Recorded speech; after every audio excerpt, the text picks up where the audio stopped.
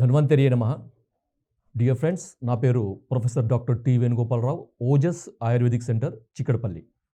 Friends, diabetes అనే వ్యాధి ఎంత ప్రివలెంట్గా ఉంది అనేది అందరికీ తెలుసు. దాదాపుగా ప్రతి ఇంట్లో ఎవరో ఒకరు డయాబెటీస్తో బాధపడే వాళ్ళని మనం చూస్తూ ఉన్నాం. ముఖ్యంగా మందులు వాడుతున్నా కానీ కొంతమంది పేషెంట్స్లో ఫాస్టింగ్ బ్లడ్ షుగర్ లెవెల్స్ అనేవి తగ్గకుండా ఉంటాయి. రెగ్యులర్గా వాడే మందులు వాళ్ళు వాడుకుంటూ తగిన జాగ్రత్తలు తీసుకుంటూ ఉన్నా కానీ, డైట్ కంట్రోలు, ఎక్సర్సైజు ఇలాంటివి చేస్తున్నా కానీ ఈ ఫాస్టింగ్ బ్లడ్ షుగర్ లెవెల్స్ అనేవి కొంతమందిలో, అంటే ఇక 100కి ఒక 25-30% మందిలో, అది కూడా 10-15 సంవత్సరాలు దాటిన డయాబెటిక్ పేషెంట్స్లో మనము ఇలాంటి సమస్యని చూస్తుంటాం.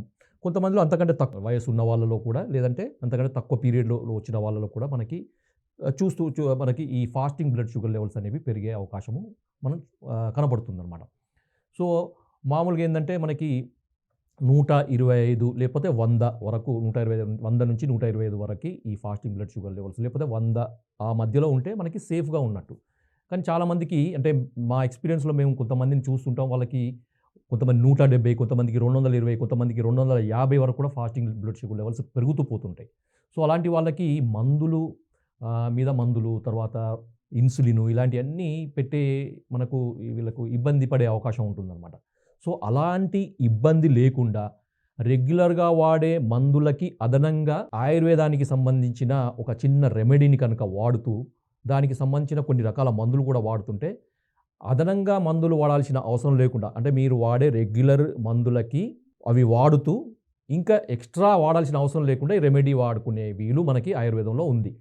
సో, దీని కొరకు మనకు చెప్పిన రెమెడీ ఏంటంటే, మనకి పెప్పర్ మిల్క్ అంటారనమాట. అంటే మిరియాల పాలు. చాలా సింపుల్ అండి. Very simple. చాలామంది ఇంట్లో ఈజీగా, సులభంగా, తొందరగా తయారు చేసుకోవచ్చు. ఖర్చు కూడా చాలా తక్కువ, ఎఫెక్టివ్ చాలా ఎక్కువ. చాలామంది ఇప్పటివరకు నా దగ్గర నేను ఇది సజెస్ట్ చేసిన వాళ్ళలో 100% మందికి అద్భుతమైన రిజల్ట్స్ కనబడ్డాయి. ఎక్స్ట్రా మందులు వాడాల్సిన అవసరం లేకుండా వాళ్ళు వాడే మందులతోనే వాళ్ళ షుగర్ లెవెల్స్ అనేవి, అంటే ఫాస్టింగ్ బ్లడ్ షుగర్ లెవెల్స్ అనేవి నార్మల్ మెయింటైన్ అవ్వడం చాలా మందిలో చూసినాం అనమాట.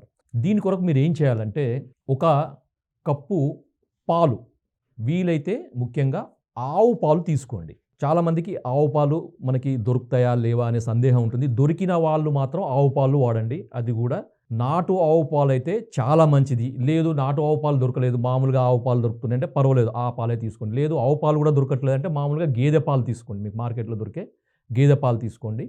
అవి ఒక కప్పు పాలు. ఆ పాలకి ఒక కప్పు మామూలు నీళ్లు కలపండి. కలిపిన తర్వాత దాంట్లో ఒక పావు టీ స్పూను మిరియాలు, పెప్పర్ అంటారు కదా, నల్ల మిరియాలు. మిరియాలు ప్రతి ఒక్కరికి తెలుసు, ప్రతి వంటిట్లో ఉండే, ఇది మనకు అందరికీ తెలిసిందే. పావు టీ స్పూన్ మిరియాలని దంచాలండి. అంటే బాగా మెత్తగా కాకుండా కొంచెం కచ్చాపచ్చ, కొద్దిగా రవరవలాగా దంచి ఈ గిన్నెలో వేసి, ఈ పాలతో సహా మనకు పాలకు ఇప్పుడు ఒక గిన్నెలో మనకి ఇంతకుముందు ఒక కప్పు పాలు, ఒక కప్పు నీళ్లు, ఒక పావు టీ స్పూను మిరియాలు, ఇవి వేసి నీళ్లు ఎగిరిపోయే వరకు మరిగించాలన్నమాట. అది సన్నటి మంట మీద మరిగించండి. దానికి కొద్దిగా టైం పట్టొచ్చు, ఒక 5-10 నిమిషాలు పట్టొచ్చు. ఓపికగా దాన్ని చేయండి. చేసిన తర్వాత దాన్ని వడపోసుకొని తాగండి. ఇది ఎప్పుడు చేయాలంటే ప్రతిరోజు కూడా ఉదయము పరగడుపున చేయాలన్నమాట. మీరు ఏమీ తీసుకోకముందు ఇది చేయండి. కొంతమందికి డౌట్, సార్ మరి మాకు ఉదయం పూట థైరాయిడ్ మెడిసిన్ అలాంటివి తీసుకుంటాం, బీపీ మెడిసిన్, దానికి దీనికి ఒక అర్ధగంట గ్యాప్ ఇవ్వండి. గ్యాప్ ఇచ్చిన తర్వాత తీసుకోండి. లేదు అంటే ఇది తీసుకున్న తర్వాత ఇంకొక అర్ధగంట, 30 గంట వరకు ఏమి తినకండి, సాలిడ్ ఫుడ్ ఏమి తినకండి. తర్వాత టీలు, కాఫీలు అలాంటివి కూడా ఏమి తాగకండి. ఇది తీసుకున్నప్పుడు టీలు, కాఫీలు పూర్తిగా మానేయాలి. ఉదయం పూట పరగడుపున ఇప్పుడు నేను చెప్పిన రెమెడీ చేయండి. అద్భుతమైన ఫలితాలు ఉంటాయి. మరి ఎన్ని రోజులు చేయాలి అంటే, మీకు రిజల్ట్ వచ్చే వరకు చేయండి. రిజల్ట్ వచ్చిన తర్వాత కూడా కంటిన్యూ చేయొచ్చు. చాలామంది నన్ను అడుగుతుంటారు, సార్ ఇది ఎన్ని రోజులు వాడాలి అంటే, నేను చెప్పేది ఏంటంటే, మీకు రిజల్ట్ కనపడే వరకు ఓపికగా చేయండి. అది వారం పట్టొచ్చు, 10 రోజులు పట్టొచ్చు, నెల పట్టొచ్చు, 3 నెలలు పట్టొచ్చు. కానీ దీని మిరియాల పాలే కదండి, దీనివల్ల ఏం సైడ్ ఎఫెక్ట్స్ ఉంటాయి, కొంతమంది డౌట్ ఎక్స్‌ప్రెస్ చేస్తారు. ఇంతకుముందు నేను కొన్ని సందర్భాల్లో చెప్పినప్పుడు, సార్ మిరియాలు వేడి కదా, ఇవన్నీ అసందర్భము. వాళ్ళకు ఒక రకమైన నాలెడ్జ్ లేక, మనం మిరియాలు పాలలో ఎందుకు ఉడికిస్తున్నామండి? దాంట్లో ఉండే తీక్ష్ణత్వం, ఆ వేడి, దాని యొక్క స్టిమ్యులేషన్ పోవడానికే కదా చేసేది. ఆ పాలలోకి ఆ మిరియాల యొక్క ఆ శక్తి, ఆ పొటెన్సీ అంటారు, ఆ వీర్యం అంటారు ఆయుర్వేదంలో, అది వచ్చి మనకి పాలు సహజంగా మనకి శరీరము యాక్సెప్ట్ చేసే ఫామ్ కాబట్టి అది ఈజీగా మనకి అబ్జర్వ్ అయిపోతుంది. దాని యొక్క ప్రభావం అనేది ఖచ్చితంగా కనబడుతుంది. అందుకనే పెప్పర్ మిల్క్ అని ఆయుర్వేదంలో చెప్పారనమాట. ఆయుర్వేదంలో మనకి క్షీర మరీచ యోగము అని చెప్పారనమాట. ఇది చాలా అద్భుతంగా చెప్పారు. ఇంకొక క్వెషన్ ఏందంటే సార్ మరి మిరియాలు మార్కెట్‌లో దొరికేటివి మనం తీసుకోవచ్చా?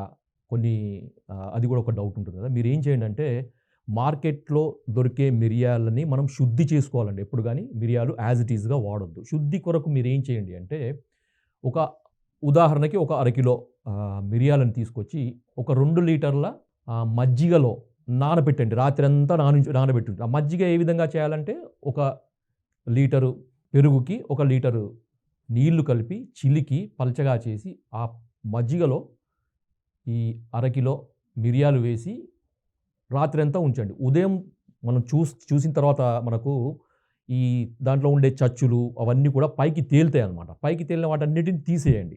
తీసేసి కిందికి అడుక్కు పేరుకున్న వాటిని మీరు తీసుకొని, ఆ తీసుకున్న వాటిని గోరువెచ్చని నీళ్ళతో శుభ్రంగా కడగండి. శుభ్రంగా కొంచెం గోరువెచ్చగా ఉంటే సరిపోతుంది. ఆ శుభ్రంగా కడిగిన తర్వాత దాంట్లో ఉండే తేమ, తడి అంతా పోయే వరకు ఎండలో గాని పెట్టండి.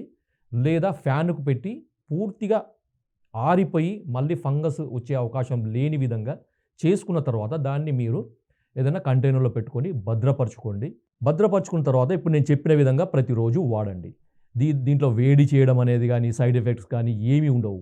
పాలు మిరియాలండి. పాలు మిరియాలకి ఏం సైడ్ ఎఫెక్ట్స్ ఉంటాయి? ఇట్లా కూడా నన్ను అడుగుతూ ఉంటారు. సార్ మిరియాలలో పాలు కలిపితే ఏమన్నా ప్రాబ్లమ్ అవుతది గదా! మిరియాలు వేడి చేస్తే గాని ఇవన్నీ పనికిమాలిన మనకు అసందర్భమైన ఆలోచనలు, తర్వాత డౌట్స్. ఇవన్నీ డౌట్స్ ఏం అవసరం లేదు. కొన్ని వందల మందికి ఈ ప్రయోగం మేము చేశాము. అద్భుతమైన రిజల్ట్స్ మాకొస్తున్నాయి. చాలామంది కూడా మాకు లెటర్స్ రాయడము, లేకపోతే ఫోన్‌లో చెప్పడము, లేదా వాట్సాప్‌లో మనకి మెసేజ్‌లు పెట్టడం అన్నీ కూడా చూస్తున్నాం మనం. సో, ఇప్పటివరకు మీకు ఈ రెమెడీ అనేది ఏంటి? రెమెడీ ఎలా తయారు చేసుకోవాలి? ఇవన్నీ కూడా నేను చెప్పాను గదా! సార్ మరి మీరు ఇది సైంటిఫిక్‌గా దీనికి ఏంటి రీజన్ ఏంటిది? ఎందుకు మీరు చెప్తున్నారనేది. అంటే ఈ పార్ట్ మాత్రం మీరు ఇంట్రెస్ట్ ఉన్న వాళ్ళు చూడండి. లేదు మాకు అది ఎట్లా పనిచేస్తుంది? ఎందుకు పనిచేస్తుంది? అనేది మాకు అవసరం లేదనే వాళ్ళు మాత్రం ఇక్కడితోనే ఆపేసేయండి.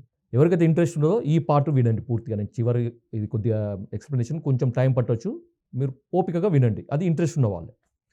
దీనికి రీజన్ ఏందంటే ఆయుర్వేదంలో మనకి ఆమాజీర్ణము, విదగ్ధాజీర్ణము, విష్టబ్దాజీర్ణము, రసశేష అజీర్ణం అనేది మనకు 4 రకాల అజీర్ణ దోషాలు చెప్పారనమాట. సో, నాలుగవది రసశేష అజీర్ణము. ఈ రసశేష అజీర్ణము అనేది ఉన్న వాళ్ళకి ఈ రెమెడీ పనిచేస్తుందండి. మరి రసశేష అజీర్ణము అనేది ఎలా తెలుసుకోవాలి అంటే దానికి కొన్ని లక్షణాలు ఆయుర్వేదంలో చెప్పారు. సో, దానికేందంటే హృదయ విశుద్ధి అంటే మనకి ఈ ఎపిగాస్ట్రిక్ రీజన్‌లో మనకి ఇక్కడ ఈ పొట్ట రీజన్‌లో ఏదో మనకి తట్టుకున్నట్టు, బరువుగా ఉన్నట్టు, తర్వాత గౌరవం అంటే బరువుగా ఉన్నట్టు అంటే అదేదో అక్కడ మనకి ఆగిపోయి అక్కడ బరువుగా ఉన్నట్టు కొంతమందికి అనిపిస్తుంది. తర్వాత జీర్ణం కానట్టు మనకి తేపులు రావడం ఇలాంటి లక్షణాలన్నీ గూడా మనకి కనబడతాయి. తర్వాత ఒక రకమైన ఫీలింగ్ అనమాట. ఏందంటే అక్కడ ఏదో జరుగుతుంది. ఏదో ఈ రకరకాలమైన అంటే స్ఫింక్టర్ అంటారు కదా! మనకి ఇసోఫేజియల్, గ్యాస్ట్రో ఇసోఫేజియల్ స్ఫింక్టర్ దగ్గర కొన్ని రకాల మార్పులు, లేకపోతే మనకి పొట్టలోని కొన్ని రకాల మార్పులు, లేకపోతే డైజెషన్‌కి సంబంధించిన కొన్ని మార్పులు రావడం అనేది ఈ రసశేష అజీర్ణంలో ఉంటుందనమాట. ఈ రసశేష అజీర్ణము ఉన్న వాళ్ళకి మాత్రమే ఇది పనిచేస్తుంది. ఎందుకంటే మిరియాలనేవి రసశేష అజీర్ణాన్ని పూర్తిగా తగ్గించి రసధాతువును సక్రమంగా తయారయ్యేటట్టు చేస్తుందనమాట. ఆద్య ధాతువు అంటారు. మనకి శరీరంలో మనం తీసుకున్న ఆహారము అది ఒక్కొక్క ధాతువు కింద పరిణామం చెందుతుందనమాట. రసరక్త మాంస మేధోస్తి మజ్జ శుక్ర ఇలా మనకి రసధాతువు నుంచి రక్తధాతువు, రక్తధాతువు నుంచి మాంసధాతువు, మేధోధాతువు, మేధో నుంచి అస్థి మజ్జ ఇలా ఒక క్రమక్రమంగా స్టెప్ బై స్టెప్ తీసుకున్న ఆహారము పరిణామం చెందుతుందనమాట. ఎప్పుడైతే ఈ రసశేష అజీర్ణం అనే దోషం తయారవుతుందో రసధాతువు అనేది సరిగా తయారు కాదు. ఇది ఫాస్టింగ్ బ్లడ్ షుగర్ లెవెల్స్ పెరగడానికి ఒక రకమైన కారణంగా ఉంటుంది. చాలా కారణాలు ఉండొచ్చు.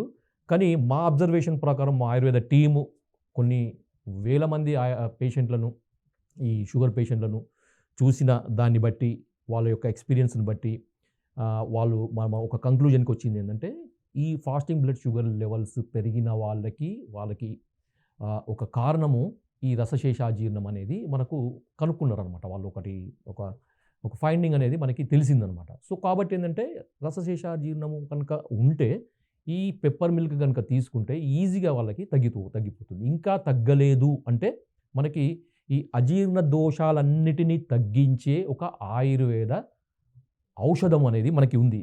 అంటే మీరు కంపల్సరీగా మీరు ఇది చేసుకుంటూ ప్లస్ ఇది అడిషనల్‌గా వాడితే ఇంకా రిజల్ట్స్ చాలా బావుంటాయి.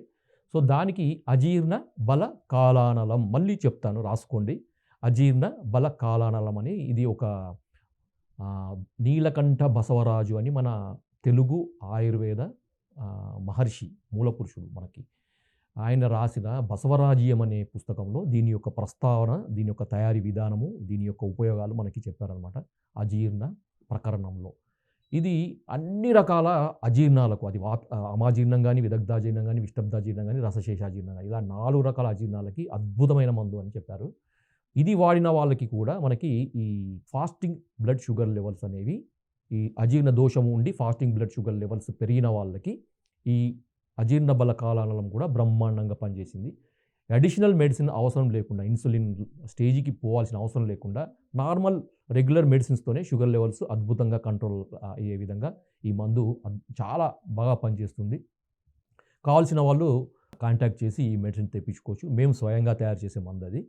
కాబట్టి ఫ్రెండ్స్, ఈ ఫాస్టింగ్ బ్లడ్ షుగర్ లెవెల్స్ ఎక్కువగా ఉన్నవాళ్ళు ఆందోళన పడకుండా, అడిషనల్ మెడిసిన్స్ వాడాల్సిన అవసరం లేకుండా, ఇన్సులిన్ లాంటి స్టేజ్‌కి పోవాల్సిన అవసరం లేకుండా మనకి ఆయుర్వేద మందులు వాడి మీరు మీ ఫాస్టింగ్ షుగర్ లెవెల్స్‌ని నార్మల్‌గా చేసుకునే అవకాశం ఉంది.